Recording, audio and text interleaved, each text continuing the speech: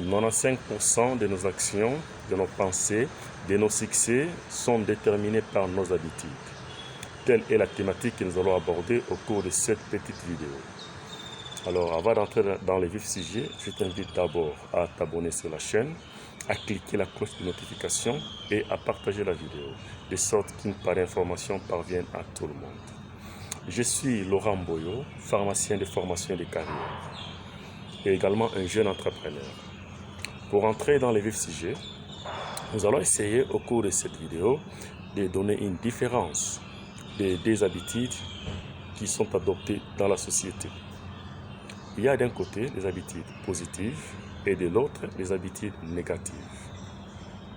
Et nous devons signaler que les habitudes que tu adoptes aujourd'hui détermineront qui tu seras demain. Alors, les bonnes habitudes sont difficiles à prendre au début, certes, mais par la suite, elles nous changent complètement la vie. Par contre, les mauvaises habitudes sont faciles à prendre et pourrissent complètement notre vie. Voilà l'essentiel de ce que nous allons développer. Abordons d'abord les habitudes négatives. Si nous sommes dans une société négativiste, c'est-à-dire une société qui est bourrée de personnes qui sont formatées négativement, et nous verrons tout de suite que les résultats qui seront produits dans une pareille société auront toujours tendance à être négatifs. Pourquoi? Parce que aussi longtemps que le cerveau est formaté négativement, et cela a pu entraîner une certaine programmation des faits et des actions. Et cela va se répercuter de génération en génération. Si déjà il y a un parent qui est désespéré de la vie, qui n'a plus l'espoir de vivre, et cela va impacter négativement, même si les devenus de sa famille, même sur ses enfants. Donc, cette répercussion donnera toujours des résultats négatifs. Raison pour laquelle une pareille société n'a pas droit de survivre dans ce 21e siècle. Donc, nous devons du coup faire une reconversion des faits, faire une reconversion des pensées, faire une reconversion d'habitudes.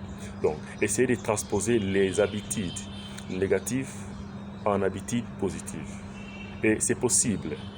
Donc, n'oubliez pas que nous sommes la moyenne des 5 personnes avec lesquelles nous passons le plus de notre temps. Ce qui fait que s'il y a autour d'une personne qui pense négativement, et cet impact-là se répercutera tout autour de son entourage.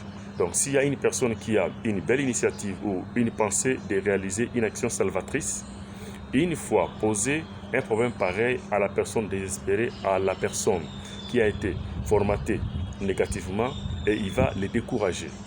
Il ne va pas l'encourager à émerger dans cette belle initiative que son prochain veut poser. Et du coup, une pareille société ne va pas émerger, ne va pas aller de l'avant. Nous devons voir ce que nous devons rentabiliser. Devons-nous rentabiliser les habitudes négatives ou les habitudes positives? Voilà de ce qui était des habitudes négatives. Alors, abordons la deuxième pensée des habitudes positives. Ces habitudes positives permettent de bâtir un monde meilleur, permettent de bâtir un monde merveilleux. Excuse. De telles habitudes stimulent même les personnes à aller de l'avant, stimulent même les personnes à faire tant d'innovation, à donner les meilleurs d'eux. Et avec une société qui adopte des habitudes positives, cette société va faire émerger les pensées de sorte que ces pensées-là produisent des fruits positifs. Car dans une société où les gens adoptent des habitudes positives, C'est-à-dire que leurs cerveaux ont été programmés positivement. Et donc, par conséquent, ils vont impacter sur la vie courante. Donc, ils auront toujours à résoudre les problèmes là où il n'y en a pas. Ils auront toujours à résoudre, tant soit peu, toutes les difficultés. Ils vont chercher, ils vont faire un effort de les transformer en opportunités et à générer de la richesse. Voilà les habitudes auxquelles nous sommes appelés à entreprendre, nous sommes appelés à adopter.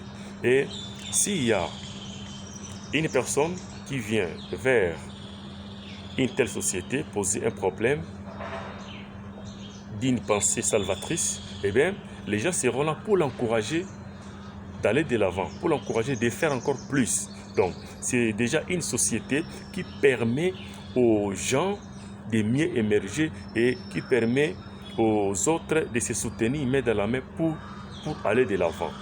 Par contre, dans une société